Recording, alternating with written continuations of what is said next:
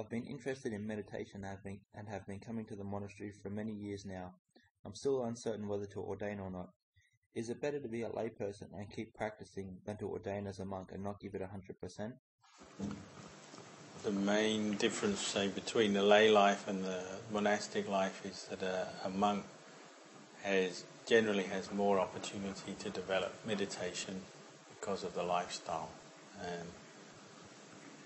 In the lay life, you have to earn a living, you have to get your bread and butter and all the things you need, so you have to spend time and energy on that, so it tends to mean your energy is more diversified. You have to support yourself, whereas a monk is able to survive because of the kindness of the lay community they support. So in that sense, one has to be very patient. One can't always get what one wants in the same way as a lay person, but one has the opportunity to practice because one can live a peaceful life in the monastery. So it's probably more ideal for developing meditation. So if one reaches a point where one feels one can gather one's energy, and also if usually people come into the robes, they have a strong sense of the uncertainty of life, and out in the world, very uncertain, and they really want to sort of gather their energy together to put effort into their meditation. Well, that might bring someone into the robes. Is it possible that it is not ideal for some people to become a monk? And is it better for them if they're not really ready to stay a layperson than to ordain and not be truly happy? The important thing really, if you come into the robes, is you have to be ready for it, or have a certain readiness. So continue on from what he was saying earlier. You've contemplated it, you sense the uncertainties of life, and you really want to dedicate your time to the spiritual practice. But also, on the other hand, to be ready, your mind will never be fully ready because there'll always be a few doubts, always a few concerns. So in that sense, you might, most people who come into the robes, they get to a point where they have enough energy and enough determination. They think, well, I'll give it a go, and then they give it a go, and sometimes it works out, sometimes not. Because if you wait forever to be ready, often that moment will never come because your mind will never allow yourself to be ready. So it's a sort of a mixture. If you don't, but if you really feel it's not the right time, well, you just carry on practicing as a lay person and be patient with the difficulties, and living the lay life and trying to meditate as well as earning a living in that. And maybe things will gather together, and at some point you'll reach a point maybe this is the time to do it. Amen. Any other questions? คนไทยมีอะไรจะถามไหมถามได้ We offer flowers to the Lord Buddha. We didn't see offering any food like that. The tradition of offering flowers began when the Buddha was alive. People would come, as you would expect, to make offerings to worship, to venerate the Buddha and recollect the qualities of the Buddha. So one of the ways they do that is by offering flowers.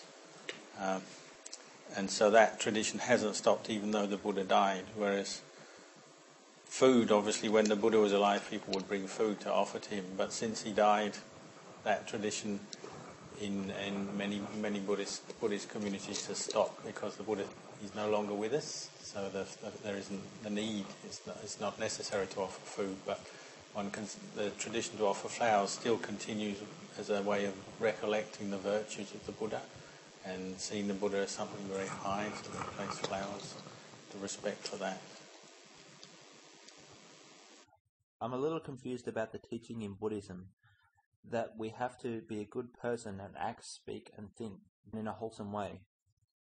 But at the same time, everything is not self. How is one meant to practice along both of these teachings at the same time? The teaching of not self is very much at the heart of the Buddhist teachings. It's you might say, the highest level of understanding is this understanding and seeing of not self in all phenomena, physical, mental phenomena. But one has to develop the mind to the point where it can see that and understand that. So it's a staged or gradual training, a gradual practice in Buddhism. And the Buddha said, because we have this sense of self, we're born with this sense of self, the first issue or problem we have to deal with is the coarser kinds of suffering that come from when this sense of self leads us to do things that bring us suffering. So like saying, doing, even just thinking things that bring us suffering. We have to deal with that first. So we have all the teachings about how to live in the world in a virtuous way, a good way, to act, to speak, to think in kind, good ways, to avoid doing things which create suffering for ourselves and other people. So that's the first level of teaching, the first teachings that you'll hear in Buddhism. From that you develop a sense of well-being, happiness, and which is what we all want. We want to be happy in the world, in our families and in our work and what we're doing. So you could say on this first level you're letting go of the coarsest sense of self that makes us do things in anger or out of greed, which causes ourselves and others a lot of suffering. But as you develop goodness in this way, one will also notice that the sense of self will still be there, it'll just be a more subtle one. One can do good and is living in a good way, not creating much suffering with any other people or oneself, but still there's still some suffering there deep inside one's heart. One will still experience some suffering because one's still living in the world. One has to face old age, sickness and death. So this is where one has to develop the mind to see, or even the sense of self that arises when we're living in a good way, in a way where we're not harming anyone else, harming ourselves. There's still some suffering with that. So we develop our minds further through our practice of meditation and mindfulness and contemplation to see that any form of self, bad self, good self, coarse self, refined self, it's all still a source of suffering. And we're learning to contemplate, to see that and let go of this sense of self. So even the sense of self that forms around the good that we do and living in a good way, we still learn to see the harm of that kind of attachment. When we've done that, we've contemplated the point we can let go of the sense of self on the most refined level. Well, that's where we completely understand this teaching about not self. Does that help? When I am investigating not self, I can basically understand on one level that this body is not self, that it's merely elements and various parts just joined together, and that one day I have to get old, sick and die. But when I try and investigate the mind and my feelings and emotions, I can't seem to see clearly or understand how these are not self. It's true to see not self in the mental side of our experience. Our thoughts and feelings and our consciousness is a more refined and subtle thing. It's harder, so it takes a lot more mindfulness and investigation of truth, more wisdom to see that. It's more obvious, more easier to see it with our physical bodies, that ultimately it's not a self that we can keep and hold on to forever. So the thing to do is to practice with what you can see and understand clearly, and that is, say, start with the body. And you, by contemplating that regularly and seeing how really this body is something that comes from nature, from the four elements, goes back to nature when we die. As you contemplate that and understand that, well, the same understanding will gradually arise out of that sees the mind is also not self. But at the moment, if you don't see it clearly or understand clearly, it doesn't matter. You just look at where you can understand and see it. You work with that first, contemplate that first.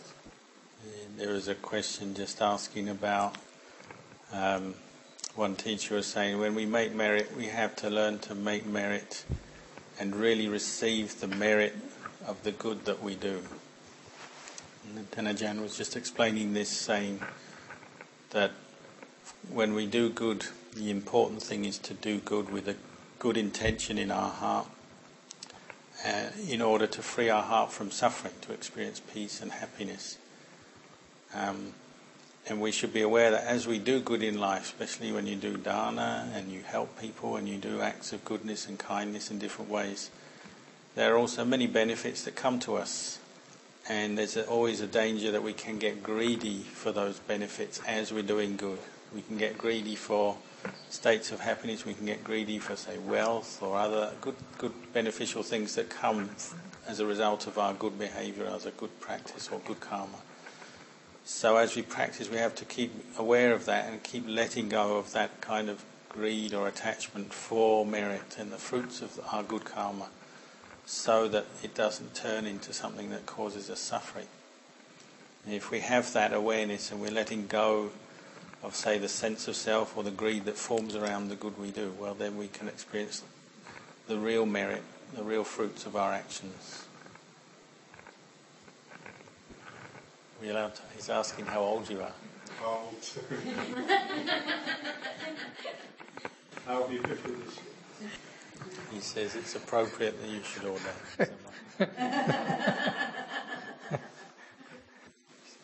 You spent plenty of time in the world now, so you know what the world has to offer. No more doubts. It's about time you spent some time in the monastery. My dad's 92, you're only young. You're only halfway through.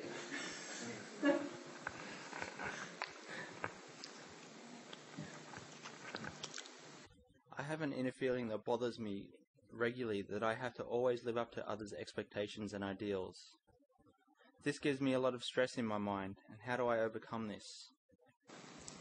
The important thing in the practice is to know your own mind, and that's all you can know. You can't really verify or be sure exactly what other people think of you or what their views are, and you certainly can't control that. Even if you could know it, it's beyond you to really know the mind of someone else or control that. So the way of practice is always you come back to your own mind and what you're doing in your own life.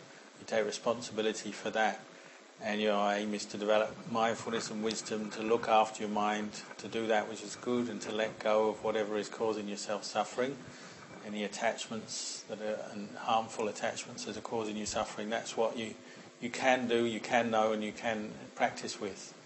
In the end, you know, what other people think of us and expect from us, that's their, he said, their kilesa, it's their own attachments and their own issues that they have to deal with. We have to deal with our own mind and our own practice. Sometimes I realise that this comes about because of a sense of dissatisfaction within myself. It feels like I am trapped in a box.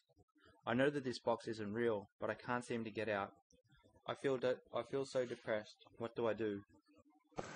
The purpose of the Buddhist training, the Buddhist practice, is always to free us from suffering by helping to free us from what we're attached to. So literally in practice we're learning to bring the mind to a state of emptiness or freedom from attachment, freedom from this sense of self. So it's natural at times in life we do put ourselves into a box. It's our own thinking, our own views. We kind of get ourselves into a tight corner and we might feel constricted. But what's constricting us is our own misunderstanding of truth. We don't see the anicca, dukkha, anatta, the impermanence, the suffering, the lack of self in our experience. We're tending to attach to it with a sense of self, so obviously we feel suffering with that. So you have to use the practice to help free yourself from your thoughts, your views, these things which are weighing down on your mind. So you use your practice of sila, virtue, use your practice of mindfulness, and then you contemplate to help let go of your own attachment to your own thoughts and views which are causing you suffering. Does that help? Does that make sense? I want to ask about rebirth in Buddhism. How does Buddhism teach on this issue? And did the Buddha say that rebirth is the truth? Said the Buddhist teachings certainly do talk about, we usually use the word rebirth. He said if rebirth didn't exist, it wasn't true, he wouldn't have become a monk. He said when a human being dies, the body breaks up and goes back to the earth, the four elements, but the mind is left. As long as there's what we call mental defilements, kilesas, in the mind will be left, and it will have to find a new birth. It's the power of attachment and desire and what we call kilesa that leads to seek a new birth. And that new birth will depend on how the mind is attached, and it's how it's been affected in the past. If the mind is in a good space, a good state, well, it might go on to have what we call a good birth, might be reborn as another human being, or in a heaven realm. If it's created a lot of bad karma, a lot of suffering, one may have what we call an unhappy rebirth in a ghost realm or hell realm. It just depends. These realms exist, but it's the mind that is going according to its karma. It's seeking a new existence, a new place to be born. He could compared it to somebody has a house. You build a house, you live in that house for a while. Eventually, the house gets old. Maybe it falls down, or you have to tear it down because it's too old and too unsteady to live in. What do you do then? Well, you go on and you build a new house. You get a new house. And the mind is like that. It loses this body at death. It's going on to find a new body, a new life. That's what rebirth is. And the Buddha talked about all the different, through his own meditation, his own understanding, he understood what is the karma that leads to rebirth in different realms, the higher realms, the lower realms. He explained very clearly what all the realms of existence are. But he also taught the way out of all of that, out of this whole cycle of birth and death in these different realms. He taught Nibbana, which is the highest happiness, because it's where the mind goes, where there's no more birth and death. It's beyond that whole, circle of birth and death. That's the purpose of the whole Buddhist teachings. He said one thing I forgot to translate. He said, even if you can't prove about what happens after death, you can still use this teaching to help guide you to live wisely in the world while you're alive, to do good things, live in a skillful way, and experience happiness in this very life. What Buddhism teaches is that the good you do in this life will also help you next life, where the mind goes to next life. But if you don't believe in that, or you don't accept that, it doesn't matter, because you experience the fruits in this life anyway. So it doesn't really matter. This issue is something people argue a lot about and have many different views. It causes a lot of doubt and confusion within myself. Says the important thing with this truth is to actually just practice. It's something some people might believe in rebirth, some people might not, but it's fruitless or pointless to argue about that. That's a waste of energy and won't get you anywhere, because you're just arguing about something you believe in or don't believe in, and you can't really prove it. The important thing is to actually start practicing. If you start training yourself, the Buddhist teaching is a very good way to understand this very truth that we're just talking about. Training yourself to develop virtue and to develop your skill of meditation to make your mind more peaceful, more calm. And then contemplating truth from that state of calm, you'll start to understand clearly how these realms of existence that the Buddha talked about, lower realms, higher realms, they all begin from the mind. And if you understand your mind clearly and see these different realms of existence in your own mind, your own heart, well, then you'll understand how they can also exist. When people die, they go and actually are reborn in these different realms. You'll understand that, but that can only come through the practice. Just believing it or not believing it, that won't really solve the doubt, solve the problems or the arguments. You have to practice and see for yourself, know for yourself. You say you can see the cycle of birth and death within our own mind. Does this mean we can see our previous lives? What he means is not that you'll get the knowledge that you can remember past lives. It means more you'll understand the experience of the mind that is happy, that is suffering. If you're experiencing the bliss, the joy, the happiness of a peaceful mind, you understand, well, this is as if you're in heaven when you're experiencing that. But it's a tangible experience you're having right now. It's not something in the next life. If you're experiencing suffering, if it's extreme suffering, you can say, well, this is the suffering as if I'm in a hell realm. And you'll experience the different levels of the mind in that way, levels of happiness, levels of suffering, to the point where you really know, well, this is what the mind can experience. If I'm attached to this is suffering. If I work the mind in this way, I practice developing mindfulness, wisdom, I let go of my attachments, I can experience peace. You'll understand that. And you can also see if you were to die when you're suffering, extreme suffering, you know, well, the mind is not going to go to a good place when I'm suffering like this. If the mind is peaceful and happy, when you imagine when I die, if it's this peaceful, this happy, or it's going to be good, isn't it? You can see from this very life where other lives, where they grow out of our own experience of the mind itself. Is the main aim of meditation calming the mind and developing the highest kind of peace? There's a famous teaching the Buddha gave, Nati Santi Paramang Sukhang. There's no happiness higher than the happiness of a peaceful mind. So this is the aim of the Buddhist teachings, but peace develops again in, say, stages, or at one level of peace out of another. First we experience the peace of just living a virtuous life, not harming other people, harming ourselves. Then as we develop our meditation, we learn to calm the mind, experience the peace of what we call samatha meditation, calming, concentrating the mind. That's another deeper, more profound kind of peace. The highest kind of peace is the peace that comes through contemplating to let go of attachments, let go of greed, anger, delusion, which cause the mind suffering. If we have enough wisdom to let go of them, see through them, see the suffering, let go, then you reach the highest peace. So this calm and happiness of the highest level, does it still fall under the law of anicca, of impermanence? The highest peace that comes through insight and wisdom, this is what we call visankhara. It's beyond the conditioned nature of the mind. The mind is no longer subject to conditioning. So there's no more kilesas present. There's no more attachment, suffering. The mind is still peaceful. With everything else, before you reach that, it's still what we call sankhara. The mind is still conditioning, experiencing the conditioning process in different ways. That's why we have mental proliferation, different kinds of mental suffering. Is this anatta? Is this not self? Anything that is sankhara, a condition, a formation, physical or mental, is subject to anicca, dukkha, anatta. Visankhara is not anicca, dukkha, anatta.